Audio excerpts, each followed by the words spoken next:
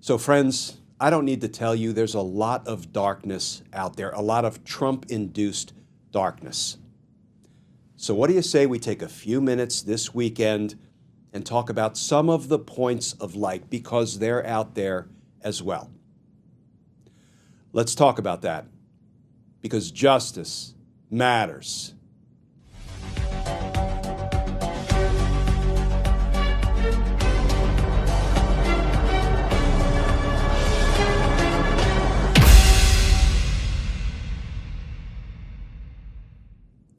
Hey all, Glenn Kirshner here.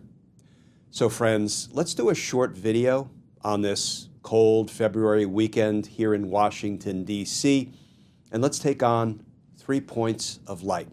The first point of light comes from a most unusual place, a most unexpected place, the United States Supreme Court.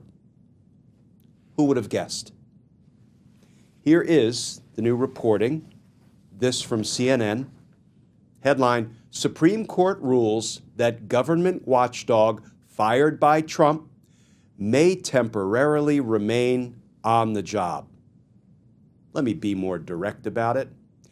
In his first trip to the Supreme Court since being sworn in as President, Donald Trump lost. Maybe a temporary loss, it may be a minor loss, but it's a loss. The article begins.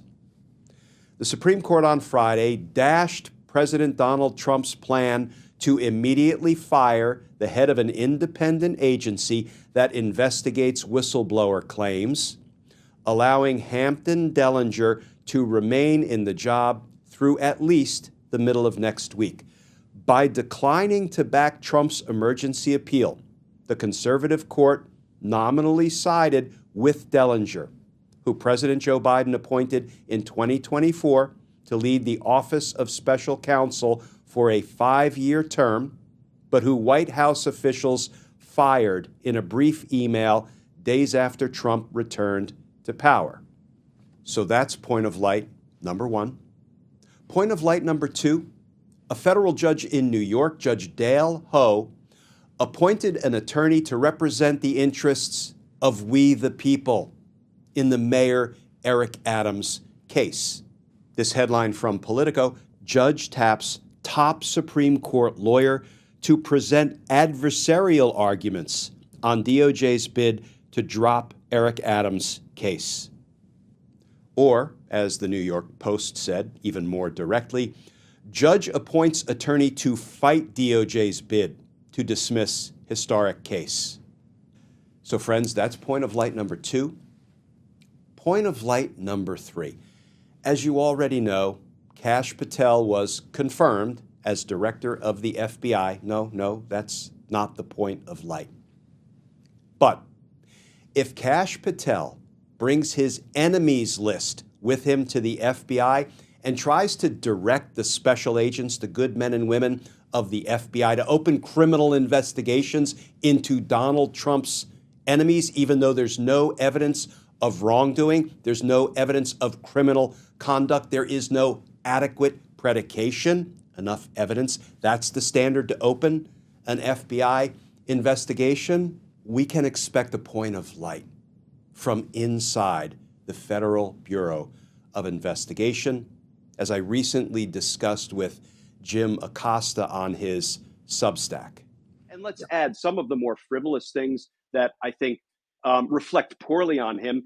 He said, I'm going to walk into FBI headquarters, shut it down on day one, and reopen it on day two as a museum of the deep state. This is insane. What does that even mean? I don't even know what that means. A museum to the deep state. He was trying to get clicks, and he was on, but still, he does not have the kind of temperament, the kind of judgment that it takes to be director of the FBI. Here's the point of light, Jim, because what I do every day is I try to find the points of light amidst the Trump-induced darkness, because it's dark and it's going to get darker before it gets lighter.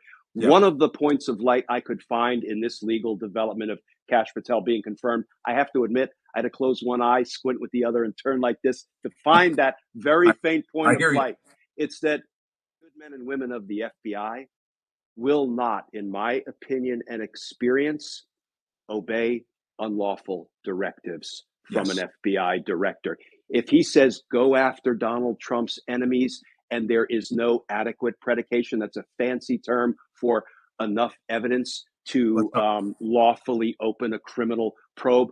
I don't believe they're going to do it. They take their oath of loyalty to the rule of law and the Constitution deadly seriously. So I think Kash Patel has a very tough row to hoe ahead of him unless he straightens up, flies right, and obeys the law and the Constitution. And at the end of our chat, Jim had another point of light that, frankly, in the last couple of days, given the poll numbers, has been growing stronger and stronger. Folks, there are things to worry about here. And Glenn was saying, well, I don't know how this all ends.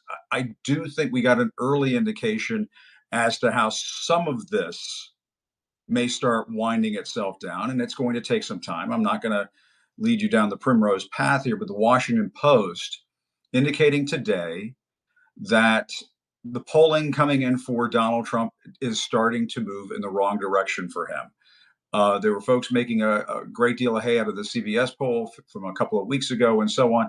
Washington Post has a poll, Washington Post Ipsos poll. Reviews from Americans are mixed to negative on many of Donald Trump's specific initiatives, and 57% say he has exceeded his authority since taking office. And friends, as I said, the poll numbers for Donald Trump are getting worse by the day. So yeah, there are points of light out there. Now, to be clear, we're not going to ignore the Trump-induced darkness. We're going to acknowledge it. We're going to call it out. We're going to fight against it. And many of us, like Jim Acosta and myself included, have decided that we are going to fight in a 100% independent capacity. No more mainstream media affiliation, no more corporate sponsorship. And like Jim, I'm now over on Substack. I don't put anything behind a paywall on Substack, not my notes, not my posts, not my videos, not my written content. So if I can invite you to come on over to Substack and follow me there, it's easy to find. It's just my name, glennkirshner.substack.com. Come on over, and together we will be looking for the points of light, propping them up, supporting them every day. Because justice matters. Friends, as always, please stay safe. Please stay tuned. And I look forward to talking with you all again tomorrow.